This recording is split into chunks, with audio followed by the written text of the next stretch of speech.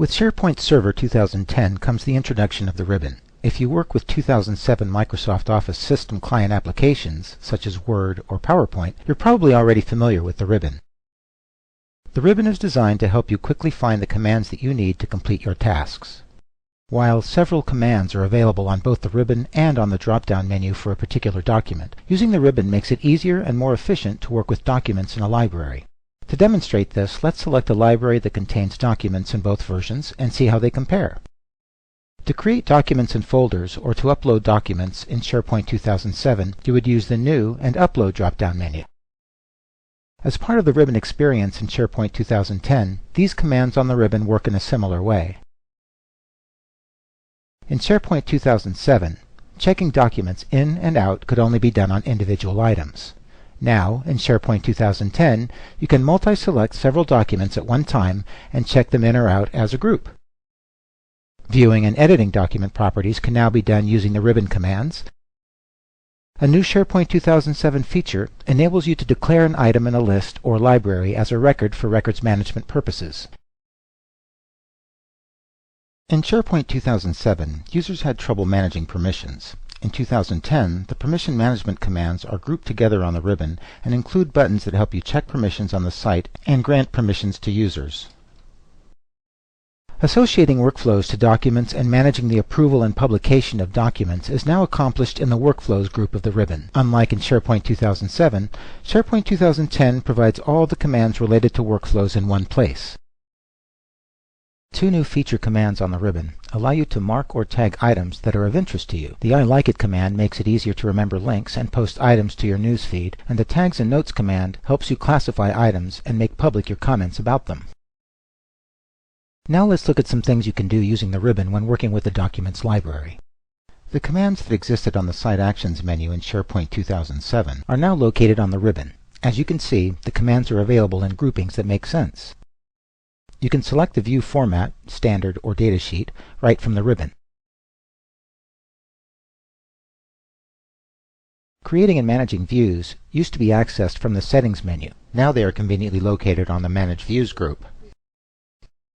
Previously in SharePoint Server 2007, the Alert Me and RSS Feed commands were accessible by way of the Actions menu. In SharePoint 2010, the Alert Me and RSS Feed commands are in the Share and Track group. There are two new commands on the ribbon: Sync to SharePoint Workspace, which enables you to create a synchronized copy of a library on your computer, and Connect to Office, which enables you to add, remove, and manage shortcuts to a library on Office client applications. The Open with Windows Explorer, Connect to Outlook, and Export to Spreadsheet commands, previously accessed by the Actions menu, can all now be found in the Connect and Export group of commands on the ribbon. Let's look at two additional commands on the ribbon. If you have SharePoint Designer installed, the Edit Library command can be used to edit library settings, add or remove columns, and create views, forms, workflows, and actions, all from SharePoint Designer. You can also modify forms associated with the document library by adding, removing, or customizing form web parts. Lastly, you can manage both library and workflow settings here, and instead of managing permissions from the drop-down menu as you did in the 2007 version, you can now do this right from the ribbon. The comparison with list commands between SharePoint 2007 and SharePoint 2010 is similar to that of the Documents library. There are some new commands, however, that I'd like to point out. Just as in SharePoint 2007, you can still open a list using Access. In SharePoint 2010, you can open up a list using Visio, and you can view tasks in Project, as long as you have those applications installed on your system. Just as with the Documents library, you can edit lists using SharePoint Designer as long as the application is installed on your system. There is so much more you can do now when editing and working with text for blogs and web pages, for example. In SharePoint 2007, you were limited to what this text editor panel could do for you.